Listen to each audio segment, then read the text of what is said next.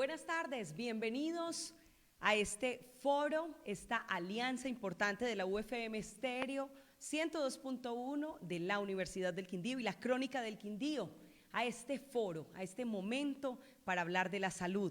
Entre la crisis y la esperanza, el Quindío piensa en su salud. Hoy los acompañamos Viviana Barrero, jefe de medios institucionales de la Universidad del Quindío, y quien me acompaña, Carlos López, director de la Crónica del Quindío. Carlos, bienvenido. Gracias, Viviana. Un afectuoso saludo para todas las personas que a esta hora se conectan en las redes sociales de la Crónica del Quindío y a los oyentes que están en la UFM Estéreo, como usted bien lo mencionó.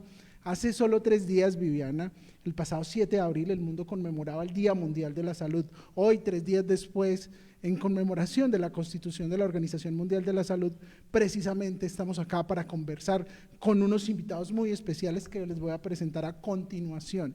Estamos acá con el doctor Roberto Jairo Mejía Velázquez, coordinador médico de Balance Clínica del Dolor. Estamos también con Antonio José Jaramillo, director de Planeación y Calidad del Hospital Universitario San Juan de Dios de Armenia, José Francisco Cepeda Torres, el doctor, docente de la Universidad Alexander von Humboldt, la Corporación Universitaria Empresarial, y estamos con la doctora Laura Gutiérrez, directora médica de Depormed. Ya les iremos contando en la medida que avance este foro todos los apartes de quiénes son ellos. Vamos a dedicar esta hora y unos minutos para dialogar en torno entonces a la crisis y la esperanza en el Quindío, que piensa en su salud, y vamos a iniciar con esa ronda de preguntas, y quiero iniciar, Carlos, precisamente con la primera pregunta, que es una pregunta dirigida a todos los invitados de la mesa, con el saludo cordial. Desde sus distintas áreas de especialidad, ya sea el dolor, la salud mental, la medicina regenerativa o la atención hospitalaria, ¿cómo creen que podemos avanzar hacia un modelo de salud más preventivo e integral en Colombia? Iniciamos entonces por acá con el primer invitado, Roberto Jairo Mejía Velázquez. Muchas gracias por esa invitación y muchas gracias por los compañeros de panel. Indudablemente nosotros tenemos una formación adecuada que cada vez está, digamos, avanzando en todo el proceso de actualización, pero sí reconozco que debemos tener mayor fortaleza en todo lo que es relacionado con la promoción de la salud y la prevención. Pero cuando hablo de promoción de la salud no compete solamente al área de salud, compete a todos los sectores, y cuando hablo de los sectores educativos, la parte de los mismos trabajadores, las empresas, para que generemos todo un rol y todo un movimiento de que la salud no solamente es no estar enfermo, sino es el bienestar físico, emocional, social, espiritual y, ¿por qué no?, indudablemente mental. Antonio José Jaramillo, director de Planeación del Hospital San Juan de Dios, bienvenido. ¿Y cómo avanzamos hacia esa integralidad? Bueno, muy buenas tardes, muchas gracias por la invitación. El Hospital Universitario San Juan de Dios del Quindío se siente honrado que la Crónica de la Universidad del Quindío nos tengan en cuenta para este tipo de encuentros. Realmente nosotros tenemos muy claro que el sistema de salud debe ser basado de manera preventiva y de promoción de la salud, como lo indica el doctor Roberto Jairo. Nosotros somos una institución de mediana y alta complejidad. Por lo tanto, nuestra base no es hacer la prevención per se, pero sí somos una institución que cuando tenemos nuestros pacientes hospitalizados, como somos una entidad acreditada en alta calidad en salud, nuestra obligación es que nuestro equipo de trabajo retroalimente a los pacientes y a las familias en la prevención, en el cuidado de la salud, en el autocuidado y el cuidado de su familia y su comunidad. Y una de nuestras bases, nuestros pilares, es la humanización en salud, y esto tiene mucho que ver allí porque nuestro equipo de salud está formado para realizar este tipo de prevención, para que nuestros pacientes, cuando salgan de la institución de una hospitalización de mediana complejidad o de alta complejidad, establezcan hábitos de vida saludable que eviten esas complicaciones y continúen con un buen estado de salud, como lo indica el doctor Mejía, que no es solo el bienestar, sino el resultado de una serie de factores que nos llevan a estar saludables. Muchas gracias, José Francisco Cepeda, desde la Corporación Universitaria Empresarial Alexander von Humboldt, bienvenido. Y hablemos desde este tema también de la academia, que además esta corporación hoy cuenta con un programa de medicina, cómo avanzar hacia esa integralidad. Bueno, antes que nada, agradecer la invitación a la UFM y a la Crónica por estar aquí. Digamos, para avanzar esa integralidad, yo creo que es importante tener en cuenta dos cosas. Digamos, yo estoy hablando de la parte como de salud mental y de salud del sueño. Y son dos campos que fueron ignorados o dejados de lado por mucho tiempo, ¿sí? Tanto que desde hace un tiempo para atrás, de unos añitos, la OMS comenzó a decir, no hay salud sin salud mental. Porque entonces consideramos salud, esta parte, como decía el doctor Mejía, de la parte física, ¿sí? Entonces, estamos solamente enfocados en la parte de enfermedades, pero de enfermedades físicas, de la hipertensión, de todas estas cosas, que digamos, enfermedad cardiovascular y todo eso, y la parte de salud mental quedaba relegada a otro lado. ¿Qué estamos haciendo nosotros desde la universidad? Y parte de lo que estamos haciendo con nuestros estudiantes es que desde muy temprano en su carrera comiencen a grabar ese chip, como mire, es eso, no hay salud sin salud mental. Comiencen a tener en cuenta que cuando atienden a un paciente tienen que verlo de manera integral. Sí, tienen que preocuparse y preguntar por esa parte de salud mental, por esa parte de bienestar. Tenemos que evaluar toda esa parte de los determinantes sociales que acompañan esa parte de la salud, ¿sí? Y esos determinantes sociales son el estado socioeconómico, el estado familiar, el estado en su relación de pareja, su proyecto de vida. Hay muchas cosas que van a influir en esa parte de salud y bienestar que queremos lograr. Y si logramos verlo desde esos diferentes enfoques, vamos a poder entender mucho más a ese paciente y vamos a poder brindar una atención mucho más acertada para lo que necesita, ¿sí? Entonces, eso, digamos, desde la parte de la formación académica, hacemos mucha énfasis en eso. Muchas gracias. A Depormed queremos agradecerle porque hoy también integra esta mesa. Doctora Laura, bienvenida, la mujer de la mesa. Buenas tardes para todos. Primero que todo, un gran saludo a la UFM y a la Crónica por permitirnos este espacio maravilloso. Una cosa muy importante y es que para lograr esta integralidad hay una cosa de la que de pronto no se ha hablado mucho y es que el crecimiento de la ciudad en los últimos años trae a esta ciudad población adulta mayor, población con muchas patologías, dentro de ellas obviamente la artrosis y toda la patología osteomuscular, que es a lo que nosotros nos dedicamos. Y desde nuestra empresa tenemos un enfoque global donde manejamos muchas de estas patologías sin tener que llegar a una cirugía o a un procedimiento quirúrgico avanzado. Desde mi especialidad, que específicamente es la ortopedia y la medicina del deporte, de mi esposo, que hace parte pues, de la empresa, tratamos ese tipo de pacientes y hemos visto en los últimos años un aumento en nuestra consulta de mucha población que viene de afuera. Y ese es uno de nuestros principios, prevenir de alguna manera los procedimientos quirúrgicos invasivos, tratando obviamente diferentes aspectos, no solamente el articular, sino una serie de aspectos que van de la mano del empeoramiento pues, de las patologías.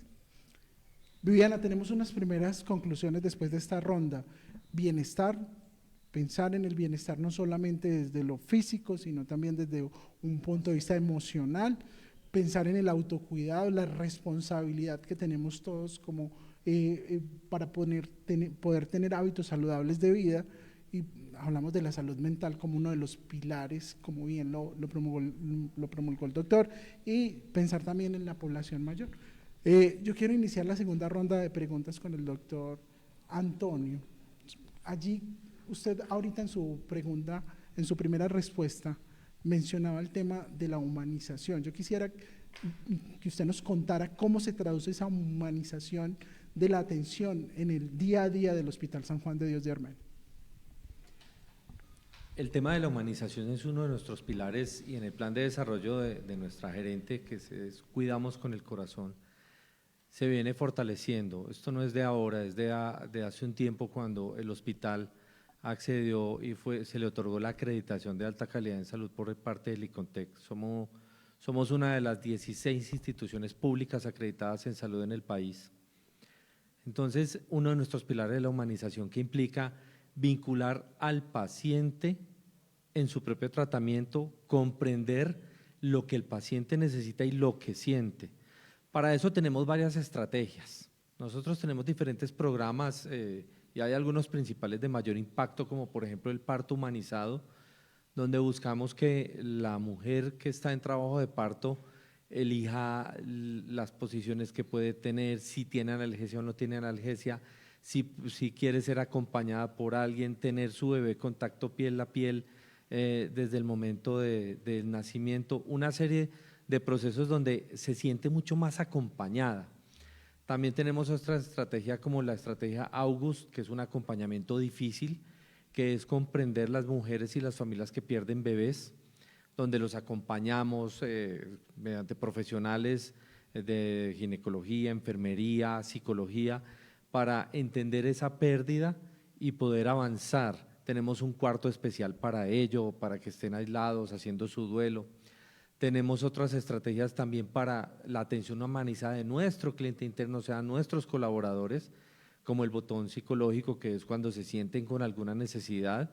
Ellos piden atención y nosotros a través de nuestro equipo de psicología los atendemos en sus necesidades o las de su familia. Entonces la humanización implica una estrategia amplia donde nuestro equipo de profesionales técnicos y tecnólogos, todos, desde el ingreso hasta la gerencia, todos entendemos lo que requieren el paciente y sus familias, que se sientan en esa difícil situación de una necesidad de cuidados de salud, se sientan lo más acogidos posibles.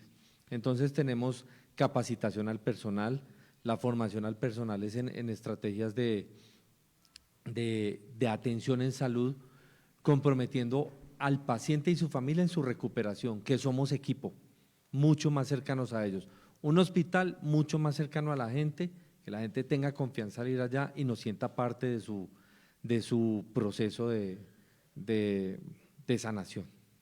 Total, Carlos, y es que ahí hay dos preguntas muy diferentes y recordemos que hace muchísimos años, en esa época que tal vez a muchos no nos tocó, de nuestros abuelos, bisabuelos, tatarabuelos, algunos padres de familia, pues simplemente le preguntaban en su atención en salud qué necesita o qué tiene. Pero hoy día en una consulta ya la pregunta es cómo se siente y cuál es su entorno, y me parece muy importante que recalquemos esto de cómo hoy todas las EPS, IPS y los entornos donde estamos brindando esa atención en salud, pues estamos trabajando en querer saber más allá del paciente y cuál es su sensibilidad y qué hay detrás de tal vez ese diagnóstico o trastorno que pueda traer la persona, porque pueda que no sea un diagnóstico de la noche a la mañana.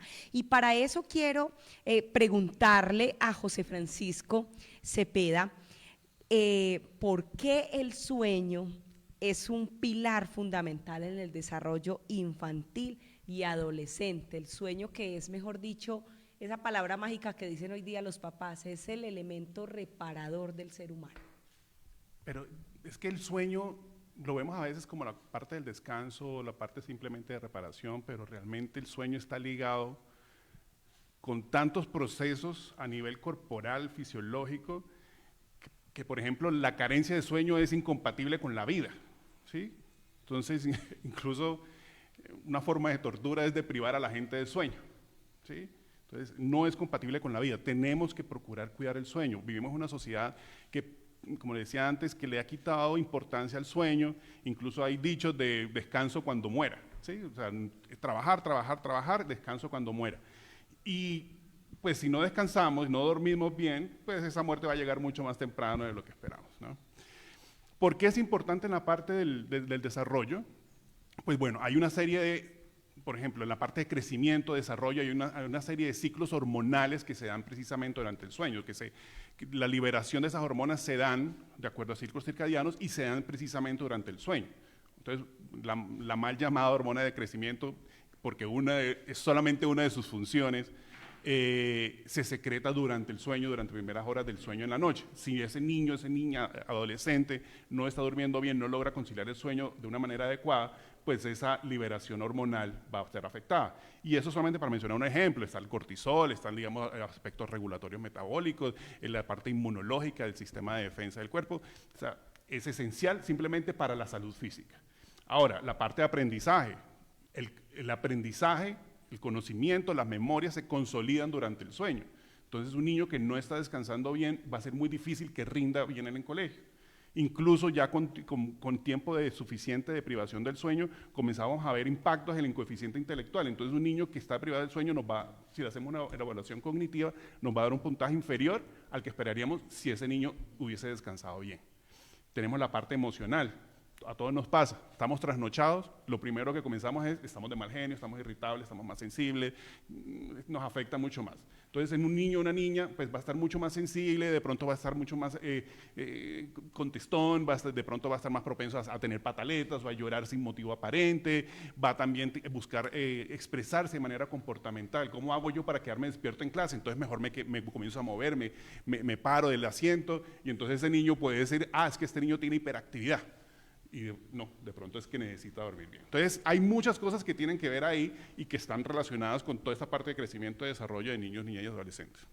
Y ahí le quiero hacer una pequeña pregunta adicional que seguramente algunos en casa se estarán preguntando, y es, ¿cuántas horas deberíamos dormir? ¿Cuántas horas? Y si esos horarios dependen, si es niño, si es adolescente o si es adulto. ¿Cuántas horas se sugieren? Hay unas recomendaciones de unos rangos que van variando de acuerdo a la edad. Obviamente, entre menor edad, pues se necesita más sueño. Estamos hablando que en adolescentes entre 9 y 10 horas, entre 8 y 10 horas, promedio más o menos 9 horas, es como lo que se recomienda. Pero, bueno, ya para niños más pequeños un poquito más. Eso incluye horarios de siestas, todas estas cosas. Y lo importante es que ya en la adolescencia, y es muy similar al adulto, no se recomienda que sean menos de 7 horas. ¿Sí? Y porque ya después, con menos de 7 horas, ya comenzamos a ver una serie de repercusiones a nivel físico, fisiológico, incluso acelera el proceso de envejecimiento, comenzamos a rendir menos cognitivamente, o sea, hay mucha otra serie de cosas. Entonces, en adultos, adolescentes, se recomiendan promedio entre 8 y 10 horas,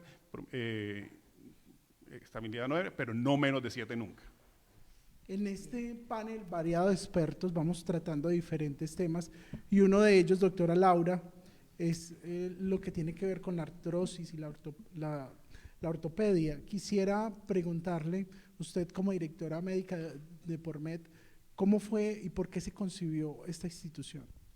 Bueno, Depormed nace en plena pandemia, en agosto del 2020, porque obviamente desde mi profesión lo principal siempre ha sido la mayoría de los pacientes con una tendencia a lo quirúrgico, pero hay pacientes que eventualmente no pueden, no quieren o por alguna condición médica definitivamente es imposible poderlos operar, ¿sí? Y encontramos ese espacio entre querer operar un paciente, querer ayudarle, pero que eventualmente no se podía. La medicina regenerativa viene desde hace muchos años, solamente que eventualmente pues aquí en Colombia no la teníamos como tan cerca, pero actualmente pues ya la estamos desarrollando aquí en el Quindío y pues obviamente en el país, y nace de esa necesidad y de esa oportunidad de brindar al paciente un tratamiento diferente, un tratamiento alternativo, pero que pueda ser parte de su tratamiento en sí y no como algo pues aparte que contraindique en algún momento un procedimiento si se requiere.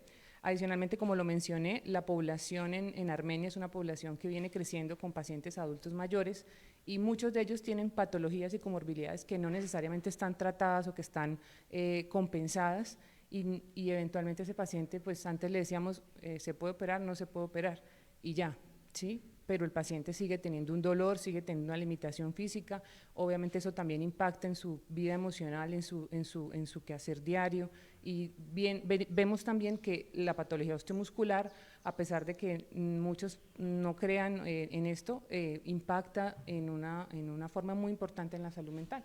Son pacientes que se limitan, que no pueden eventualmente hacer lo que nosotros hacemos en la vida cotidiana, subir unas escaleras, sentarse en una silla porque tienen una deformidad o porque tienen un dolor.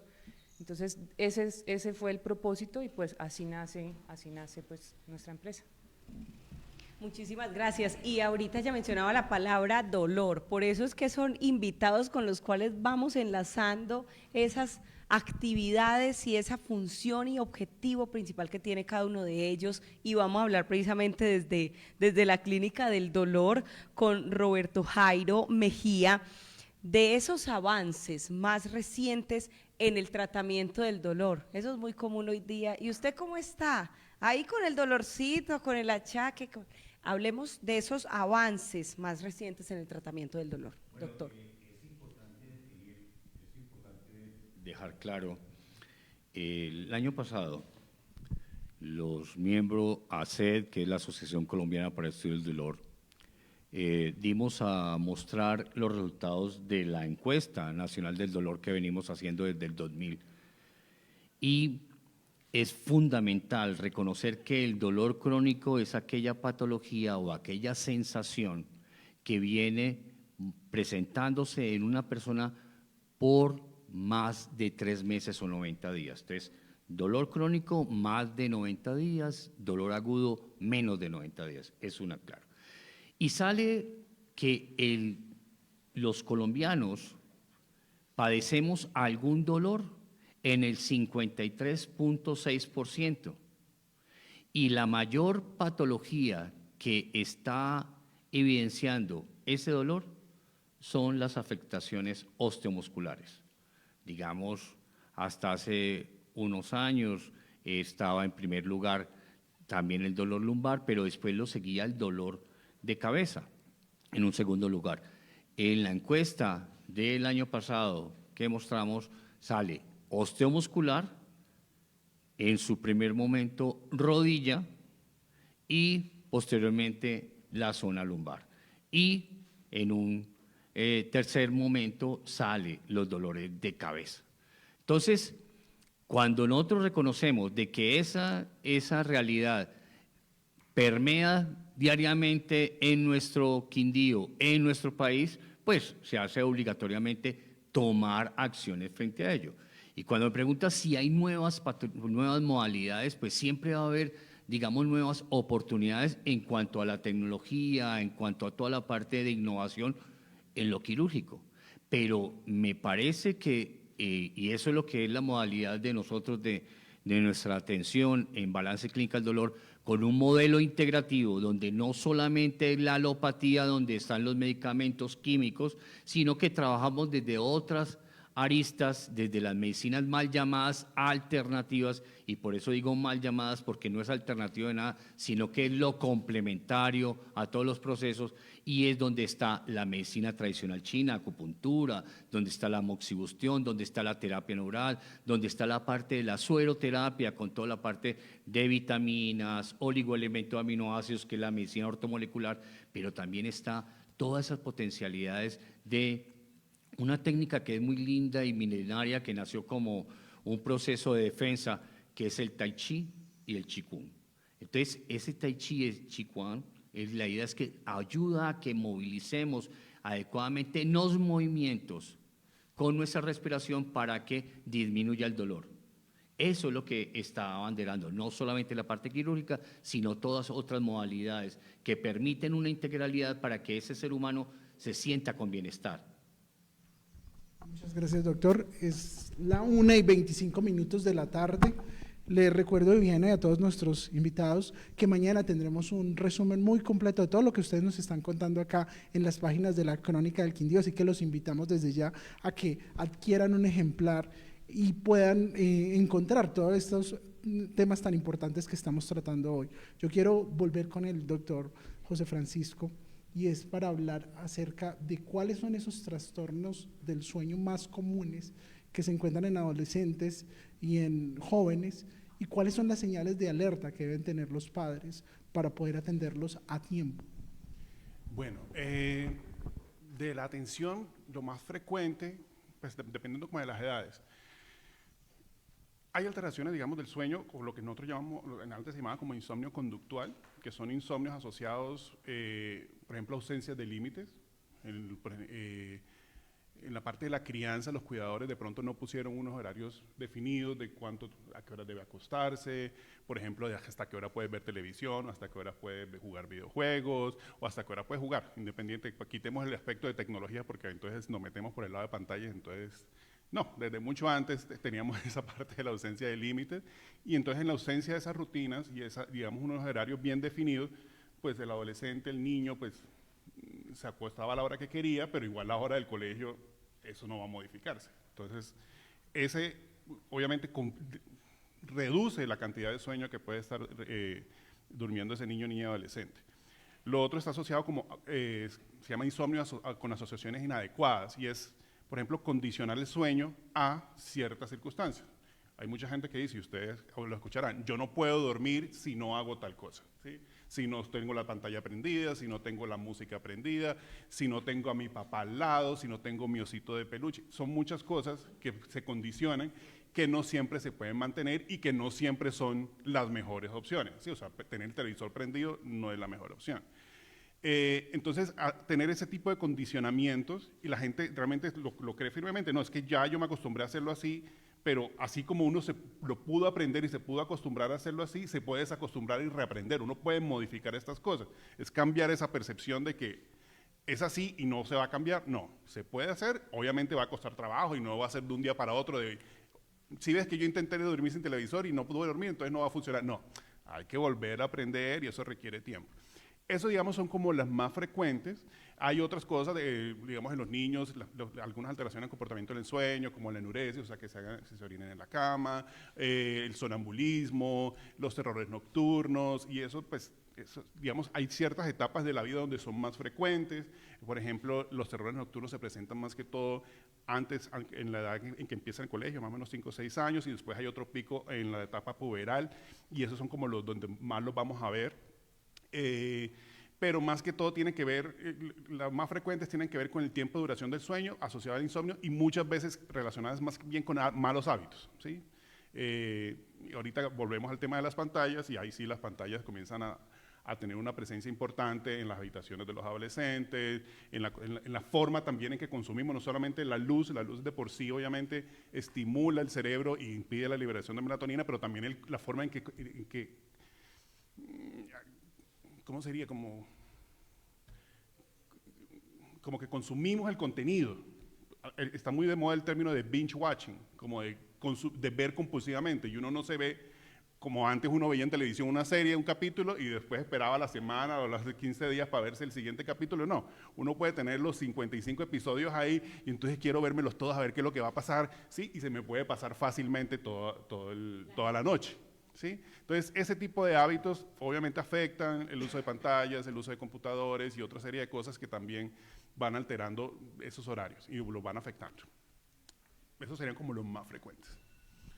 Muchísimas gracias. Y también, Carlos, es bueno hablar de tratamientos. Y ahí quiero preguntarle a Laura Gutiérrez, doctora Laura, ¿qué diferencia tienen los tratamientos con células madre frente a los métodos convencionales para el manejo, en este caso, de la artrosis?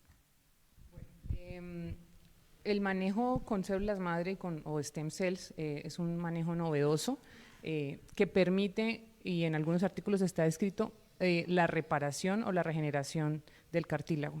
Eso no está completamente, pues, como afirmado, no lo podemos afirmar 100%, pero sí produce una mejoría en el dolor, alivia el dolor al paciente, permite mejorar la movilidad. Obviamente eso tiene un impacto importante, pues, en la calidad de vida, y no solamente son las células madres, sino también hacemos tratamientos con exosomas, que son otras partículas, otras sustancias que ayudan a todo este tema de regeneración, de prevención también y de detención de la enfermedad, factores ricos de crecimiento, y no como lo hacíamos antes, que solamente era la infiltración, en este caso lo hacíamos con corticoides, que eventualmente tapaban el dolor, mejoraban parcialmente los síntomas del paciente, pero finalmente a largo plazo no había ningún impacto en la detención de la enfermedad, ¿sí? Entonces, entender esto y entender el paciente y sus necesidades hace que veamos los tratamientos, que no, como lo dijo el doctor Roberto, no es solamente ver una cosa, sino ver toda una serie de factores que afectan al paciente. Entonces, finalmente lo que buscamos es un manejo integral, mejorar el dolor del paciente, mejorar el sueño, mejorar la calidad de vida, y obviamente que en mi caso, pues, que mueva y que mejore esa articulación, y que eso le permita desarrollar su trabajo y finalmente tener un descanso, tener una mejoría de su dolor. Esa es la diferencia. No es solamente tapar el dolor, sino darle detención a esa enfermedad y evitar la progresión de una posible deformidad. Para seguir hablando de dolor, doctor Roberto Jairo, quisiera que nos contara desde la clínica cómo influye el sistema nervioso central en la percepción del dolor y qué terapias están dirigidas a este. Esa es una pregunta supremamente interesante y compleja. Pero recordemos, y voy a decir el parangón, los hermanos de sangre, cuando está ese desarrollo de ese feto, cuando empieza ese ovulito y se fecunda con ese espermatozoide, salen 3 capas embrionarias. La primera capa, que es la ectodérmica, es la que da origen al sistema nervioso central y la piel. Por eso, todo lo que esté relacionado con la piel hace parte de ese sistema nervioso central porque está conectado. Entonces, cuando a mí me cogen y me dan un pellizco, ese pellizco está localizado en un punto de nuestra parte, de nuestro lugar, de nuestro cuerpo.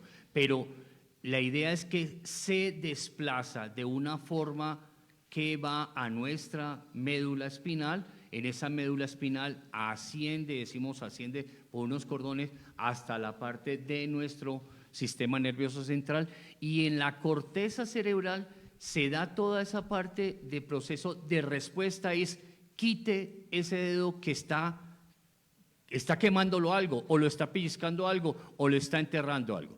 Esa relación de toda esa información, desde el momento que se me produce el evento hasta que respondo o respondemos, es toda una conexión, y ese proceso es fundamental a nivel del sistema nervioso central. Pero quiero hacer claro que el premio Nobel en 1964, el doctor Patrick y Metzger encontraron algo que llama la puerta de control. Y la puerta de control es que uno a veces el dolor, y hay diferentes tipos de dolor, y entonces hablamos de un dolor que es un dolor, digamos, intenso, que es el dolor, digamos, que está por receptores y se presenta con más en la parte del dolor agudo. Es decir, si a mí me cogen y me ponen una aguja, pues ese es un dolor agudo. Pero hay otro dolor que va por otras fibras, que son unas fibras que son, digamos, sin recubrimiento, que definimos que son fibras amielínicas, sin la mielina, como si fuera una capita. Esas fibras son típicamente las que llevan el dolor crónico. Y entonces uno, cuando tengo un dolor crónico, y no necesariamente porque sea de más de 3 meses, si no se ha presentado por algún evento de un trauma, alguna situación frente a un evento como es la cirugía, y queda y se rompen esas fibras nerviosas, se puede quedar ese dolor, digamos, que nosotros hablamos neuropático, que es de ardor, quemón, que es como un corrientazo y es el más frecuente y el más exacerbado en muchos de los seres humanos que han tenido una cirugía. Ese dolor lo podemos enmascarar o lo podemos, digamos, como soterrar con una acción de un dolor agudo. Es decir, si yo estoy pensando en ese y tengo un dolor que me produce como un corrientazo, acuérdense de ese dolor que aparece también por la enfermedad del herpes zóster, que es la parte de esas neuropatías que dejan esa sensación de quemón y que le llamamos culebrilla. Ese dolor lo podemos soterrar y cambiar por hacer una, digamos, aplicación de algún dolor puntual. De nosotros, cuando ese dolor puntual, que es agudo, que es más fuerte que ese dolor pequeño crónico, dejamos de pensar en el crónico y pensamos en el dolor agudo. Eso es lo que, digamos, en cierta manera, está todo relacionado con el sistema nervioso central. Por eso la idea es siempre preservar esa parte física, esa dimensión emocional, esa dimensión mental y esa dimensión social y espiritual para poder hacer un tratamiento integral en nuestros pacientes. Pues muchísimas gracias y una explicación muy oportuna. Y Carlos, indiscutiblemente poder contar con la acreditación, con la calidad del servicio, pues hace que podamos brindarle a los usuarios y pacientes la atención que necesitan desde todo el campo de acción. Pero por eso quiero preguntarle a Antonio José Jaramillo, desde el caso del Hospital Universitario, ¿qué significa para ustedes ser precisamente eso, un hospital universitario, y cómo se articula la formación académica con la prestación de servicios de salud de calidad? Bien, nuestro hospital San Juan de Dios, que es el hospital de todos los quindianos, y tenemos la gracia de ser confiables para muchas instituciones del norte del valle, del suroriente de Risaralda y de parte del Tolima. Nosotros como hospital universitario venimos desarrollando hace mucho tiempo una estrategia de formación académica, tanto para su nivel profesional como para preparación para el trabajo de estudiantes de medicina y de enfermería con entidades como la Universidad del Quindío, la Universidad von Humboldt, la Universidad del Tolima, y ahora tenemos formación en residencias o especialidades de pediatría y medicina interna, y pronto en lo posible tendremos ginecobstetricia. Esto implica el compromiso del Hospital San Juan de Dios para formar talento humano en salud acreditado y que sea un talento humano comprometido tanto con la salud física, con sus dolencias físicas, como el bienestar general del paciente y su familia. Nosotros venimos trabajando este fortalecimiento de hospital universitario hace muchos años. Ahora hay una nueva norma donde ya el Ministerio de Salud y el Ministerio de Educación Nacional tienen unos lineamientos donde el Ministerio de Educación Nacional es quien debe reconocer los hospitales universitarios. El hospital ya está a puertas de acceder a ese reconocimiento por parte del Ministerio de Educación Nacional. Hace un mes, que es algo muy importante también, obtuvimos el reconocimiento y la certificación en buenas prácticas en investigación clínica de nuestro Centro de Investigaciones Clínicas. Entonces allí también, en nuestro Centro de Investigaciones Clínicas, vinculamos a los estudiantes de últimos semestres de medicina y enfermería en sus trabajos de práctica para que hagan investigación y esas investigaciones generen resultados en beneficio de la salud de la comunidad, de la población y conocimiento adicional para todos los profesionales de la salud. Entonces, el hospital está comprometido con la formación académica. En nuestra misión está la vocación de ser educadores en el área de la salud, en los convenios que tenemos con las diferentes universidades. Doctor Antonio, muchas gracias. Yo quiero iniciar esta cuarta ronda de preguntas, ya Viviana, con la doctora Laura, para que hablemos de qué tipos de pacientes se pueden ver beneficiados con los tratamientos de la medicina regenerativa que proponen allí en DePormed y cómo el estilo de vida de ellos, los hábitos pueden influir para que el tratamiento funcione mejor. De acuerdo. Bueno, el tratamiento está dirigido a pacientes que tienen diagnósticos de artrosis desde leves, moderadas, o pacientes que tengan ya una indicación quirúrgica, como lo dije anteriormente, que no deseen hacerse una cirugía, que no puedan, que no se pueda operar, pero también pacientes deportistas o pacientes jóvenes que tengan algún tipo de lesión, no solamente para la rama de la artrosis, sino también para lesiones tendinosas, lesiones ligamentarias, o pacientes que también se hayan operado y se utiliza como suplementación o como aumentación de esta cirugía para potenciar realmente el poder biológico que tenemos, que muchos años, digamos, se perdió o no hablábamos de eso, no le dábamos tanta importancia, pero no solamente es hacer como tal la cirugía, reparar un ligamento, poner un implante, suturarlo, sino que ese ligamento finalmente debe suplir debe tener un componente biológico que cicatrice y que ayude a que finalmente esa estructura recupere la lesión. Entonces realmente es para todos los pacientes que tengan tanto artrosis, osteomuscular, pues en cualquier articulación, quiero decir, pero también para lesiones ligamentarias, para lesiones tendinosas. Ese es el campo de la medicina regenerativa en el mundo pues, osteomuscular, pero también actualmente hay protocolos de medicina regenerativa, no solamente para esto, sino incluso para enfermedades degenerativas como Alzheimer, pues también en la parte estética como para antienvejecimiento. Y tiene muchas aplicaciones, obviamente desde mi campo la utilizamos de esta manera y en general podríamos decir que para todos los pacientes que tengan algún tipo de lesión articular o lesión ligamentaria o tendinosa.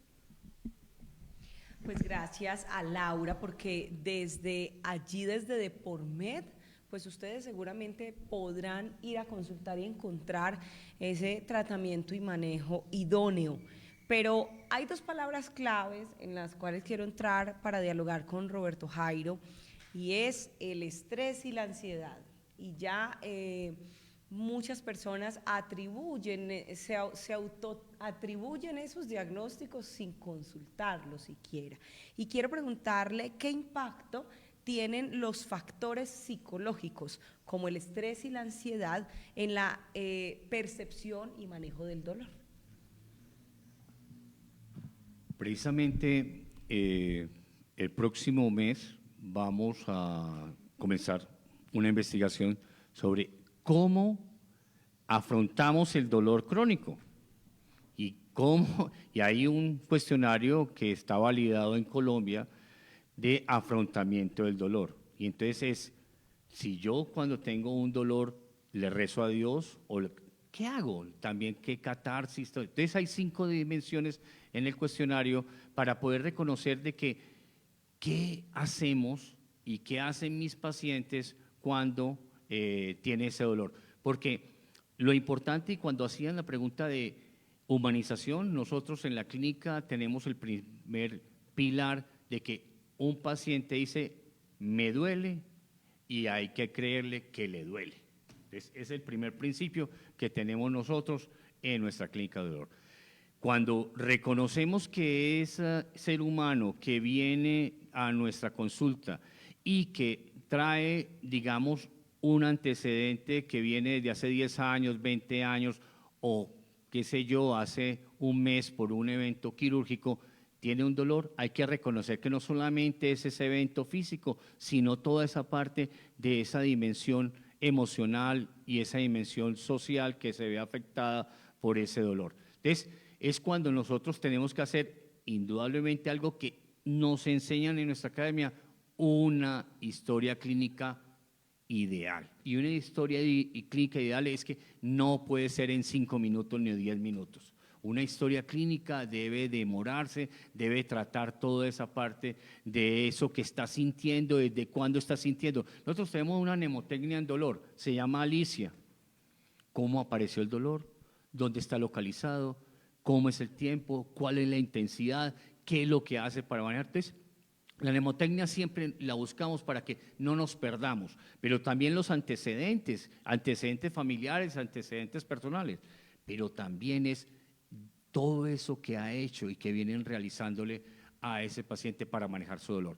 Entonces, esa dimensión emocional, esa dimensión mental es fundamental, porque es qué pienso y qué creo sobre mi dolor. Entonces, cuando la persona me dice, es que yo tengo este dolor desde hace 15 años cuando me hicieron la histerectomía. Hay que creerle, pero si esa persona va donde el ginecobstetra de ella le dice, doctor, este dolor me viene desde la parte de la histerectomía. La respuesta de todos es defendernos y negar que eso es por eso. Entonces, el ginecobstetra dirá, no es por eso. Pero realmente es ahí donde esa persona está buscando, digamos, generarle un problema a ese ginecobstetra, decirle, ahí comenzó mi dolor y viene desencadenando.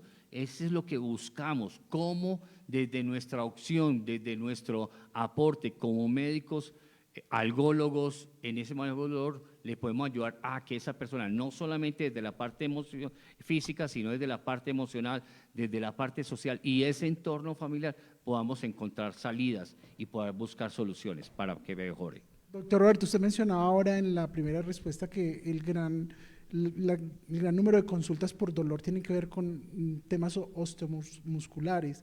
Quisiera conocer aquí en el Quindío, eso a nivel nacional, aquí en el Quindío, o por lo menos en el caso de la Clínica Balance, ¿cuáles son los temas que más consulta la gente?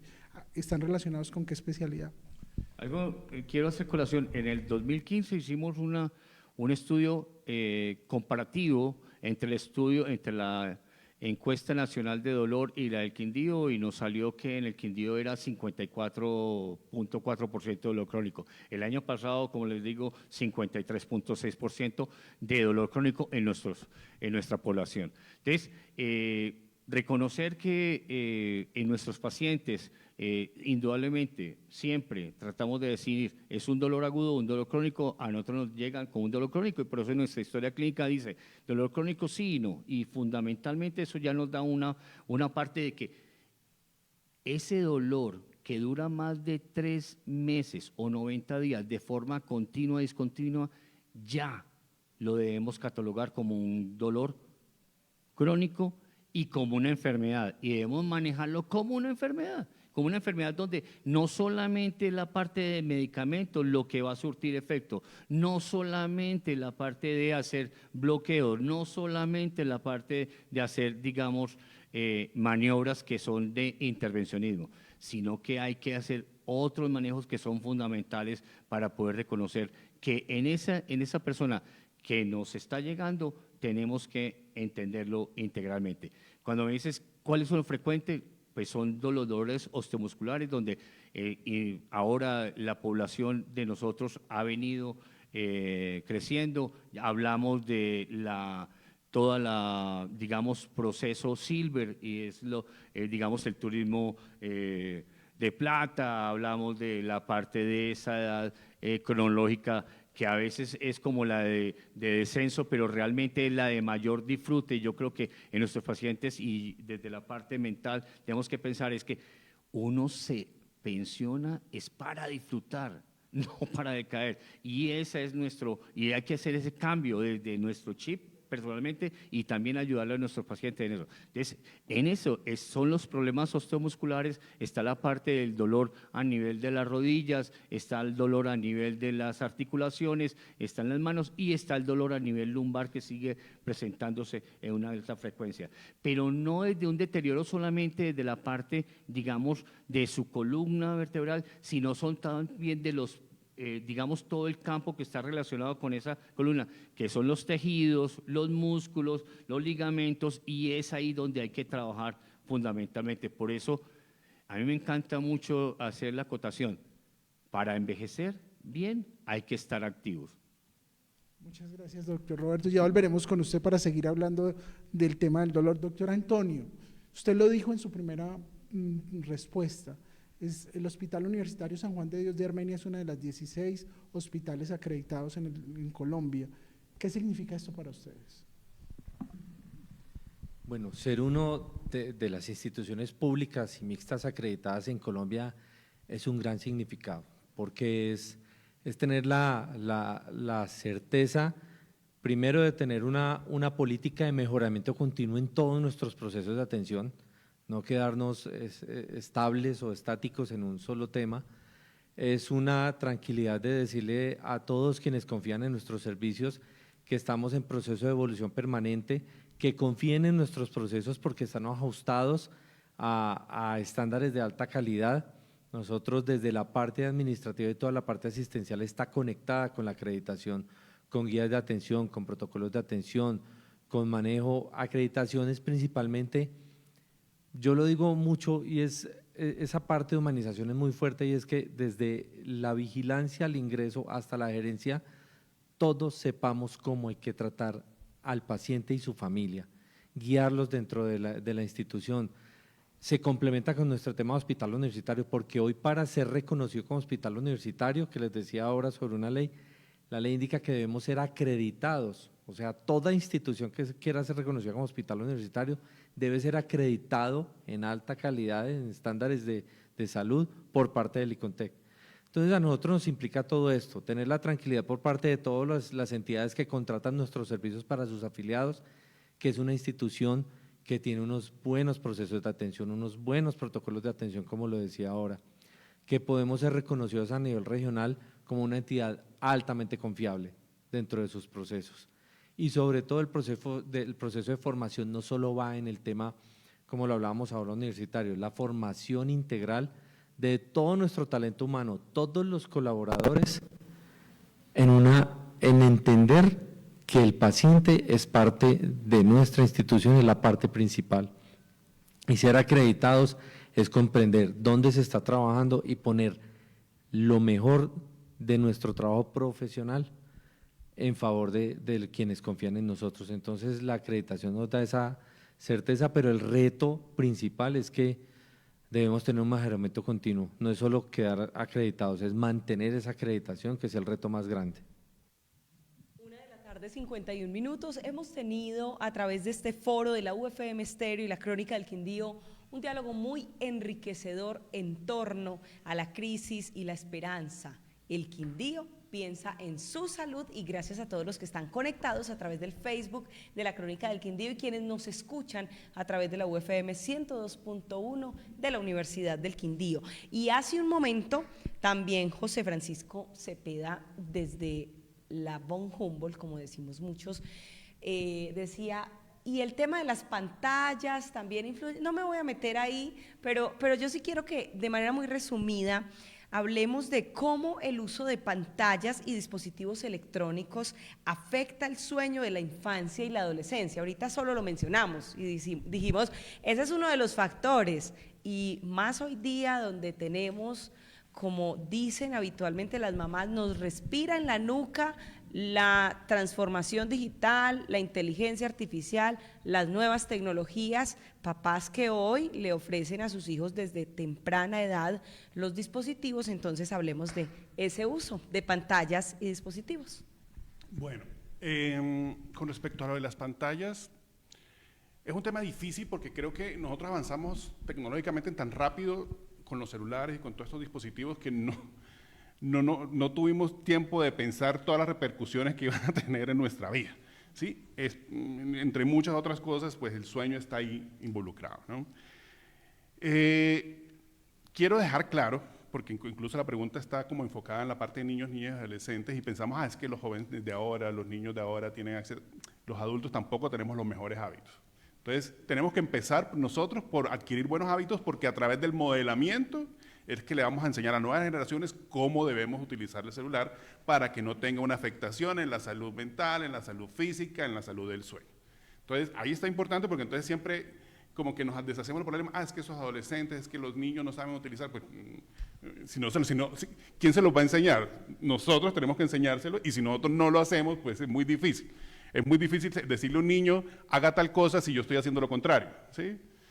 Es muy difícil que él replique ese comportamiento que le estoy diciendo si yo estoy haciendo una cosa totalmente diferente. Entonces, debemos ser modelos a seguir, ¿sí? ¿Qué impacto tiene? Bueno, listo. Desde la parte como de la frecuencia de la luz, ¿sí? La frecuencia de la luz que se transmite, la luz blanco-azul que transmiten los dispositivos de las pantallas, inhibe la liberación de melatonina. La melatonina es la hormona que se libera y es la que desencadena todo el proceso del sueño. Más o menos, para ponerlo en términos sencillos, es como que engaña al cerebro de que todavía es de día, y entonces el cerebro sigue funcionando como si fuera de día, y entonces no libera melatonina, que es lo que promueve el sueño. Entonces, partiendo de ahí, incluso hay celulares que tienen filtros para ponerlo más de un tono rojizo, para inhibir esa luz blanco-azul. Sin embargo, los estudios dicen no es que haya mucha diferencia entre la luz blanco-azul y la luz de tono rojizo. Entonces, la recomendación habitualmente es, primero, que tengamos un horario de sueño más o menos establecido. Entonces yo digo, listo, si a las 10 de la noche tengo que estar dormido, más o menos por lo menos una hora antes tengo que apagar pantallas. Y eso, entonces, ¿qué podemos hacer ahí? Uno, tener un ambiente que promueva el sueño. O sea, en la habitación se recomienda que no haya televisores, computadores, celulares, etc. ¿Sí? Sin embargo, pues estamos acostumbrados desde hace muchos años, no es una cosa de ahora, desde hace muchos años, a tener el computador en el cuarto, a tener el televisor en el cuarto, apagarlo, ¿sí? Apagarlo desde mucho antes. El celular es mucho más difícil de controlar porque es una cosa que tenemos ahí a la mano. Incluso a veces cuando yo hablo con los adolescentes, mis pacientes, como, bueno, hay que dejar el celular anoche. No, es que yo me despierto en la noche y lo primero que hago es mirar la hora, ¿sí? Necesito para mirar la hora. Obviamente, simplemente ese destello de luz, y nos pasa que uno está así como medio borracho, pues le prende y uno, juepucha, el destello lo encandila a uno y eso lo activa. Entonces es más difícil que uno vuelva a recuperar el sueño. Así no me crean, desde hace muchos años antes, había otras formas de ver la hora en la noche sin que tenga que uno que prender el celular. O sea, hay relojes análogos, hay relojes digitales, que no tiene uno que prender la pantalla para ver. Además, porque si uno prende la pantalla y ve un mensaje, dice, algo pasó, tengo que ver, ¿sí? Mi amigo está mal, pasó algo, secuestraron a no sé quiéncito, se murió alguien. Entonces ya, comienzo yo a pensar no es simplemente ver la hora, sino que me pongo a mirar más tiempo todo esto. Entonces, bueno, eso es uno, digamos, simplemente con el estímulo lumínico, la forma en que usamos, lo que hablaba ahorita, el contenido. No es lo mismo que yo vea algo relajante, algo que me ayude como a a bajar un poquito, a distensionarme del día, a disminuir ese estrés del día, lo que se haya acumulado, a que yo me ponga a ver, no sé, la película de acción, la película de suspenso, la película de terror, o no tiene que ser algo que me active, que me ponga a reírme, entonces obviamente eso me activa cognitivamente y pues va a dificultar un poquito más esa promoción del sueño a nivel fisiológico. La forma en que consumimos el contenido, si yo tiendo a consumir de manera compulsiva y sobre todo las aplicaciones como Instagram, como TikTok, sí, que son videos cortos que uno va, pues digamos que promueven esa conducta del scrolling, es más difícil dejarlo de hacer, ¿sí? Porque entonces no es solamente un video, un capítulo que yo sé que tiene un principio y un final, sino que paso, y uno se da cuenta y ya ha pasado una hora.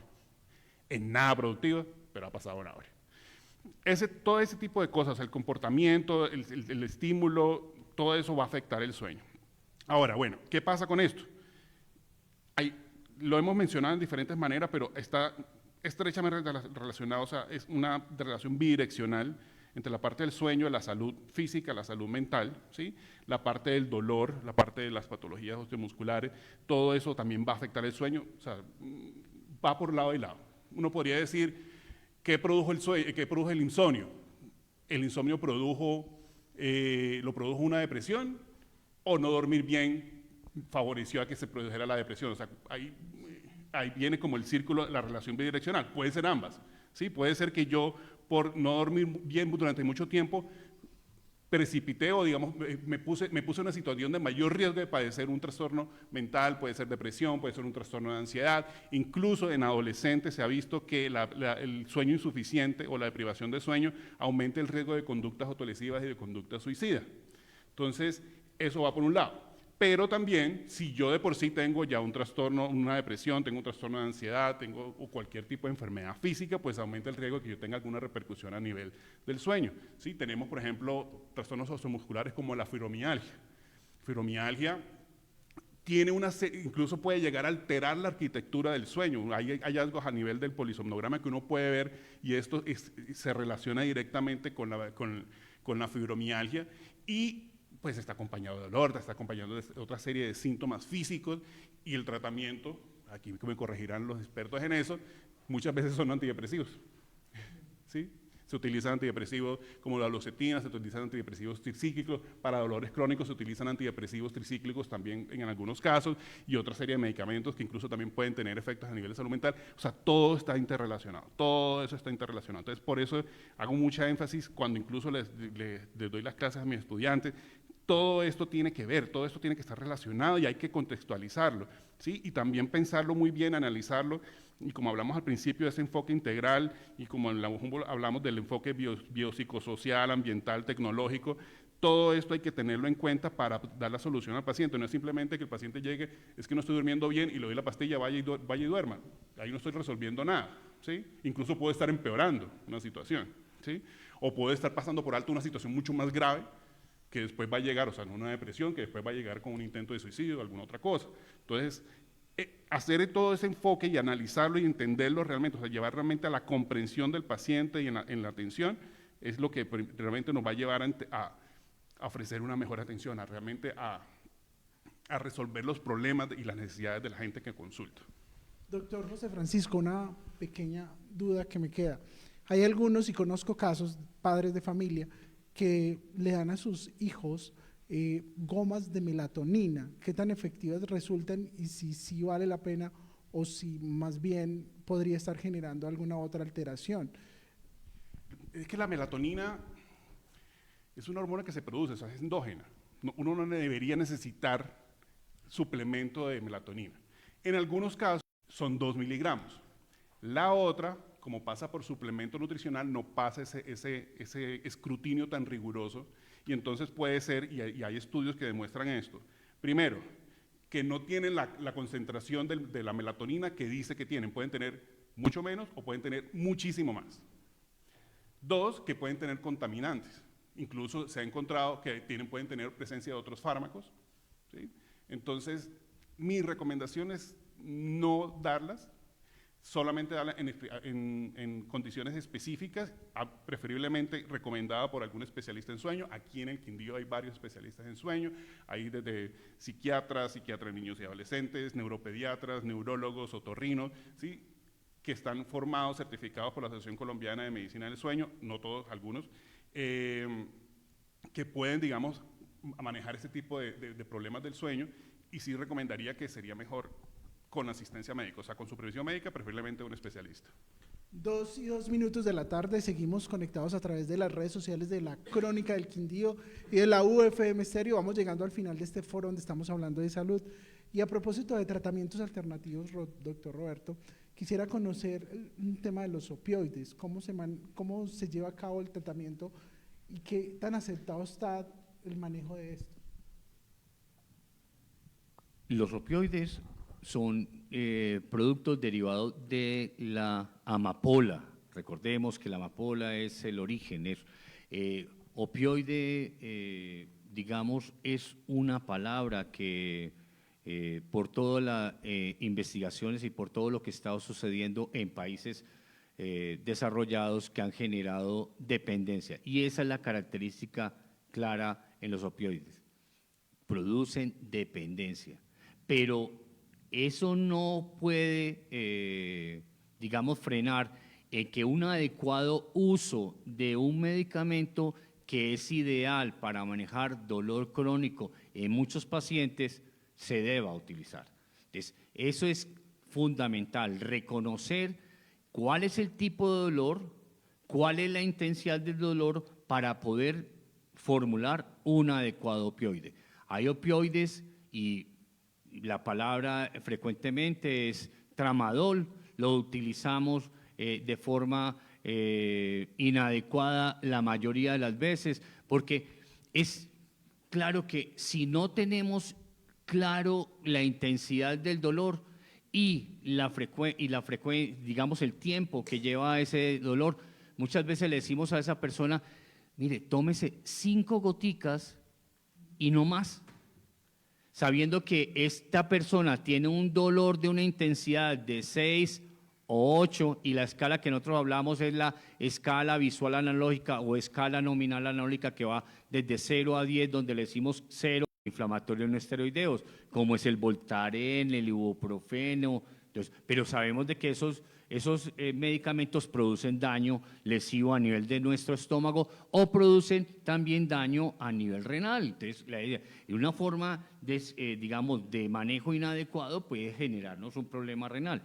Pero cuando me dice el paciente, yo es que mi dolor es de 6/10, yo no voy a utilizar un opioide fuerte tipo morfina, tipo buprenorfina, que son los parches de buprenorfina, para manejar ese dolor. Entonces utilizo los medicamentos que son para un dolor, digamos, de tipo moderado, que son o la codeína, o la hidrocodona, o el tramadol, o si es un dolor de que es no inflamatorio, sino que es más de ese dolor que es, digamos así, como corrientazo, como ardor, como quemón, que da como la parte como descarga eléctricas, pues yo no voy a utilizar un opioide como tipo codeína o hidrocodona, sino que voy a utilizar o el tapentadol o el tramadol, que me sirve para esos dolores neuropáticos. Hay que hacer una buena clasificación del dolor, pero no podemos desconocer que en la alopatía y en nuestros procesos debemos utilizar para disminuir la intensidad del dolor, algunas veces opioides, pero tenemos que estar muy claros que así como cuando nosotros hacemos firmar el consentimiento informado de los pacientes frente a la parte de alguna actividad, también lo debemos hacer firmar el consentimiento informado para manejo o el uso de opioides fuertes, tipo buprenorfina, tipo morfina, donde dejamos consignados qué hacer y qué debe presentarse la familia adecuadamente cuando se genere un abuso. En Colombia todavía tenemos la posibilidad de que el formulario de control nos permite que teóricamente y en la práctica muchas veces no se haga un abuso de ellos, pero es fundamental el reconocimiento de nosotros como especialistas y como profesionales, y no solamente como profesionales, sino como médicos, que manejemos adecuadamente los opioides. Saben que la dosis máxima de el tramadol son 160 gotas. Y si yo le digo solamente, y no se tome más de 5 gotas, le estamos diciendo que ese dolor danza y se ríe de cuando el paciente solamente le dice, es que mi médico solamente me dijo que solamente me podía tomar 5 gotas y no más. Pues es porque ahí es cuando se genera de que se intensifique ese dolor, se perpetúe y no logremos adecuada satisfacción de disminuir esa intensidad del dolor.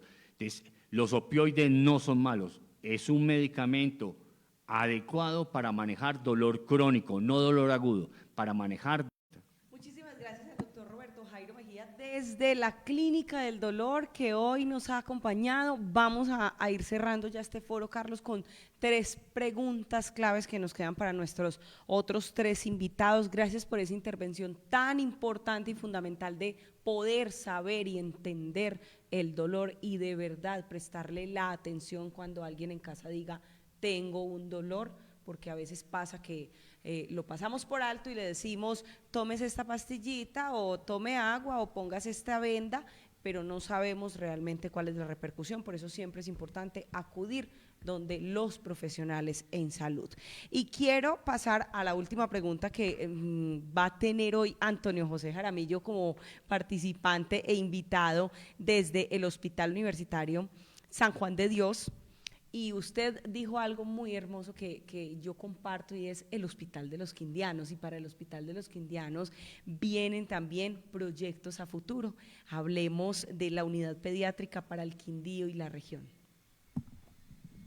Bueno, pues sí, para nosotros es un orgullo, desde que estamos como grupo directivo, hace un año en el hospital ha sido un gran orgullo tener algunos logros y además tener unas proyecciones de crecimiento del hospital para beneficio de toda nuestra comunidad. El primero y más grande, el más ambicioso, es la unidad pediátrica. Es un proyecto que venía hace tiempo, digamos, se tenía en plan bienal, pero no había tenido, digamos, eco ni se había movido un poco arriba en el ministerio porque definitivamente requiere autorización del ministerio. Hemos tenido ya varias mesas técnicas y diríamos que estamos a puertas de tener ya la viabilidad por parte del Ministerio de Salud y de la Protección Social para poder consolidar ese proyecto de unidad pediátrica, que es una unidad ambiciosa, sería un edificio específico para atender a nuestros niños y que nuestros niños no tengan que viajar a otras regiones para tener atención especializada y de alta calidad en el Quindío, que es lo que nos está pasando hoy día. Entonces esperamos poder tener ese proyecto y que podamos iniciar todas las gestiones de recursos, que sería financiación pues, por parte del Ministerio de Salud, la asignación de recursos. El proyecto es, nos decían en el Ministerio, el más ambicioso que tiene en este momento el eje cafetero en materia de salud. También tenemos otros proyectos desarrollados, ya tenemos resoluciones de aprobación de recursos para la compra de 2 ambulancias medicalizadas y una unidad móvil de banco de sangre que recorrería el Quindío recolectando sangre para nuestros pacientes, eventuales transfusiones para nuestro banco de sangre y 2 ambulancias medicalizadas para el transporte especializado de pacientes que lo requieran. Actualmente tenemos en ciernes 2 temas importantes y es, creo que hoy iniciaba por plan de trabajo ya la intervención de infraestructura al interior del hospital para tener una unidad renal, que es una idea de hace tiempo, y tener una unidad renal donde se puedan atender muchos pacientes nuestros, a veces salen de cirugías prolongadas o complejas con insuficiencia renal aguda y requieren una atención inmediata mediante diálisis renal o peritoneal, y nos tocaba remitirlos a otras instituciones. Ahora con una alianza estratégica con una entidad privada vamos a tener esa unidad renal. Estamos en estudio en proyecto en el ministerio de un resonador magnético nuclear para el hospital y adicional estamos en un esbozo inicial para tener unidad de hemodinamia en el hospital. Entonces son proyectos muy ambiciosos que viene con el equipo directivo y que esperamos poder consolidar porque como lo hablábamos ahora, la acreditación nos obliga a tener un mejoramiento continuo y de verdad proveerle una institución de alta complejidad y de alta resolutividad a los quindianos y a quienes de las regiones cercanas confían en nuestra institución y en nuestro equipo de profesionales, técnicos y auxiliares que laboramos allí. Viviana, resulta muy gratificante poder compartir buenas noticias en este foro. Ya hablamos de, como bien lo mencionaba, unidades de ambulancia medicalizadas, unidad móvil para banco de sangre y otros proyectos que a futuro traerán beneficios para los quindianos. Muchas gracias, doctor Antonio, por su participación en este foro. A ustedes muchas gracias por la invitación. Yo quiero, doctor José Francisco, que nos dé algunas estrategias para mejorar la higiene del sueño en los hogares del departamento del Quindío. Bueno, muchas cosas. Bueno, primero, en lo posible, eliminar pantallas, cosas de esas, al momento de acostarse y por lo menos en el ambiente donde está. En cuanto al ambiente, tener un lugar adecuado para dormir, ¿sí?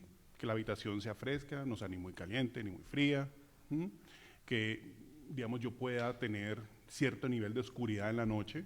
No es que entonces tenga aquí el aviso publicitario al lado que me está titilando toda la noche, que no entre el ruido que me vaya a interferir en el sueño, que no esté la fiesta al lado. O sea, el ambiente debe ser propicio desde la vivienda, pero también la cama. La cama debe ser cómoda, debe ser un lugar agradable, no debe tener otra serie de cosas, no debe tener tanto cojín, tanta cosa que me vaya a incomodar después en la noche, cosas que yo pueda fácilmente quitar para dormir y que si la necesito después, cuando la arregle, simplemente ponerla y ya. La cama solamente debe ser utilizada para dormir, pues en los más adultos para otras cosas, pero no más. No es para ver televisión, no es para estudiar, no es para jugar, no es para chatear, no es para hacer tareas, nada más. Es simplemente para dormir y más adultos en otras cosas. Eso digamos en cuanto al ambiente. Debe haber unos horarios, debe mantenerse una cierta regularidad en los horarios del sueño. Entonces, si yo tengo más o menos, yo mencionaba ahorita 10 de la noche, puede ser 9, puede ser 11, lo que ustedes quieran, dependiendo, uno calcula más o menos si yo me tengo que levantar a tal hora, ¿sí? Hablábamos, lo mínimo que debo dormir son 7 horas, hablando de adultos, de pronto adolescentes, pero le apuntamos más bien a las 8 o 9 horas. Si yo me tengo que despertar a las 6 de la mañana, calculo y ahí establezco la hora de acostarse, ¿sí? Ese horario yo debo mantenerlo en lo posible durante toda la semana. Es posible que los fines de semana por diferentes actividades pueda variar un poquito, pero esa variación no debe ser mucha. No es como que entonces yo me acueste de lunes a viernes a las 9 a las 10 de la noche, pero los fines de semana a la 1 de la mañana. Y me despierto igual temprano. No debe variar mucho. Y eso, digamos, es mucho más cierto para los niños, niñas y adolescentes, porque entonces, claro, fin de semana no tengo colegio, no tengo que madrugar mañana, entonces me quedo viendo televisión hasta tarde, me quedo jugando videojuegos hasta tarde, me quedo chateando hasta tarde, o salgo con mis amigos hasta tarde, y varía completamente porque me puedo despertar al siguiente del mediodía, pero no debería variar mucho. Eso entonces, en cuanto a la parte de la regularidad, uno también debe tener como una cierta rutina del sueño, ¿sí? Y es, si ya se está acercando la hora de dormir, listo, lo que habíamos dicho, apagar pantallas, pero también hacer toda una cosa que, como para que mentalmente ya uno sepa que vas a dormir. Pueden ser cosas sencillas, uno dice, bueno, listo, ya me empillamo, me cepillo los dientes, me lavo la cara si me tengo que lavar la cara, o si yo tengo la costumbre de ducharme con agua fresca, la rutina que ustedes quieran, que yo me quiero hacer una agüita aromática para, perfecto, ¿sí? Pero que haya una rutina que ya vaya uno preparándolo para ir a dormir. Obviamente esa rutina tiene que ser algo que lo ayude como a tranquilizar, como le decía, como a irse apagando lentamente. No puede ser que esa rutina sea vamos a salir a trotar durante 30 minutos o voy a comerme una hamburguesa, una pizza doble queso, doble carne. No, una cosa que realmente vaya a apagar como al organismo y que ayude como favorezca el sueño. Ahí viene la otra parte de la alimentación. Uno no debe acostarse con hambre. Obviamente eso, en la medida de lo posible, se recomienda y entendemos que hay mucha gente que por su situación socioeconómica le toca, pero obviamente en la medida que se pueda no debería suceder, ¿sí? Se recomienda que se coma una merienda ligera un poco antes de acostarse para que uno no se vaya a acostar con hambre. No, cuando digo merienda ligera, nuevamente no es una comida pesada, no es una cosa proteica, un filete de carne, no, una papa con papas con salsa, queso, no, una cosa que sea realmente como ligero, puede ser una tacita de leche tibia con alguna galletita, alguna cosa que como que me ayude a calmarme y yo pueda acostarme con tranquilidad. La ropa, digamos, también cómoda. Yo creo que he tocado como varios temas, digamos, la parte como del ambiente, los horarios, la regularidad, ¿sí? Y eso va a ayudar bastante, va a ayudar bastante. Pues muchísimas gracias también a José Francisco Cepeda Torres desde la Corporación Universitaria Empresarial Alexander von Humboldt por todo ese conocimiento tan importante. Yo creo que son temas que poco se abordan, pero que son en la escala número 1 de importancia. Hablamos del dolor, hablamos del sueño y hablamos del Hospital de los Quindianos con proyectos muy interesantes y con esa humanización, que es una palabra clave que promueve hoy el servicio en el hospital. Y vamos a cerrar con nuestra invitada Laura Gutiérrez, directora médica de Depormed, y quiero cerrar, Laura, con la experiencia que han vivido allí los pacientes que reciben en Depormed y hablemos de ese hito o de pronto de esos 2 hitos o resultados importantes que han logrado. Bueno, la experiencia realmente es francamente positiva. Hemos visto casos en donde pacientes sobre todo en hombro y en rodilla, donde han tenido un dolor crónico, han tenido indicación de cirugía, incluso uno con una cirugía fallida, sin indicación de una nueva reintervención, con un hombro rígido, y pues mediante el tratamiento, no solamente con células madres, sino con plasma y un proceso de rehabilitación con terapia física, logramos obtener la movilidad de ese hombro para ese paciente, y pues ese fue uno de los primeros pacientes que tuvimos, y fue realmente satisfactorio, y no solamente desde el punto de vista personal, médico, sino que el impacto en la calidad de vida del paciente es supremamente importante, y eso pues obviamente va de la mano de la satisfacción que sentimos, porque finalmente ese es el propósito de todos nosotros desde nuestra área específica, ¿sí? También tenemos otro paciente que también fue de los primeros, un paciente con un dolor articular, con una indicación de cirugía, pero un paciente muy joven, realmente muy joven para llevarlo a un reemplazo articular, y se hizo un tratamiento con stem cells, con exosomas y adicionalmente con factores de crecimiento. Logramos mitigar el dolor, recuperar esa movilidad que no solamente depende pues del dolor, sino también del estado articular. Esos son pues como los 2 pacientes iniciales que tuvimos, pero realmente al ser una terapia que no solamente, o sea, que no contraindica las demás, sino que hace parte del tratamiento y complementa las demás terapias, pues realmente los resultados son satisfactorios, ¿sí? Y pues ese es el principio de nosotros, no es que, digamos, contraindiquemos la cirugía, porque pues yo también soy cirujana y también hago las cirugías, obviamente cada paciente tendrá su indicación, pero sumando pues obviamente al doctor y al doctor Roberto, que esto hace parte de un manejo integral, hace parte de mirar el paciente como un ser completo, como lo que somos, unas personas que tenemos diferentes aspectos de la vida. Entonces, estamos muy contentos de poder ofrecer esto a los pacientes, y como les decía, no contraindico una cirugía porque también hago cirugías, sino que es mejorar tanto la calidad de vida del paciente, que finalmente mejora su articulación, mejora su caminado, mejora poder trabajar, poder llevar un ingreso a la casa, y eso finalmente mejora su estado de salud, su insomnio, ¿sí? Y finalmente pues vemos que todo eso mejora el dolor, que es por lo que también trabajamos. Pues a la doctora Laura también, muchas gracias por acompañarnos desde Depormed, a los 4. Gracias, y con este foro y con este espacio tan valioso de formación para esos usuarios que están conectados, queda solamente demostrado y reiterar que tenemos grandes y muy buenos profesionales en nuestro departamento para el abordaje de los diferentes diagnósticos, de las diferentes patologías y de trabajar por esa atención integral que se busca en los pacientes. Y yo solamente me quiero despedir en esas conclusiones porque no nos vamos a demorar más aquí en esta transmisión, pero sí con unas frases muy claves que me quedaron a lo largo del diálogo. 1, no hay salud sin salud mental.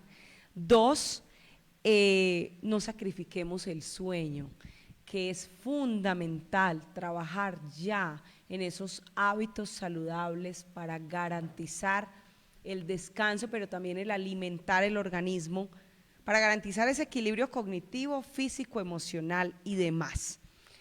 Y póngale cuidado a los dolores de su familia. También, a veces nos hacemos los de los oídos sordos cuando desde el niño hasta el adulto mayor hablan de un dolor y luego pues han existido casos donde la familia lo lamenta. Así que hoy es ponerle atención a todo eso que hemos aprendido y a esos dolores en general. Y tenemos una buena entidad que atiende, DePormed, que nos habló de toda esa estrategia también tan interesante de atención integral. De medicina regenerativa. Por supuesto. Viviana, no queda más que recordarles a usted y a todas las personas que estuvieron conectadas que mañana en las páginas de la Crónica del Quindío, tanto en el impreso como en la web, vamos a tener un informe muy completo con todo el resumen de lo que aquí se compartió. Los invitamos a leerlo y a opinar en nuestras redes sociales. Muchas gracias y nos veremos en una próxima ocasión, en un nuevo foro.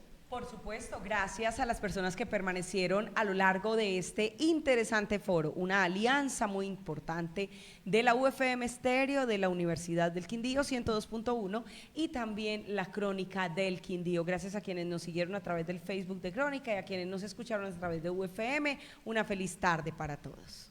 Feliz tarde.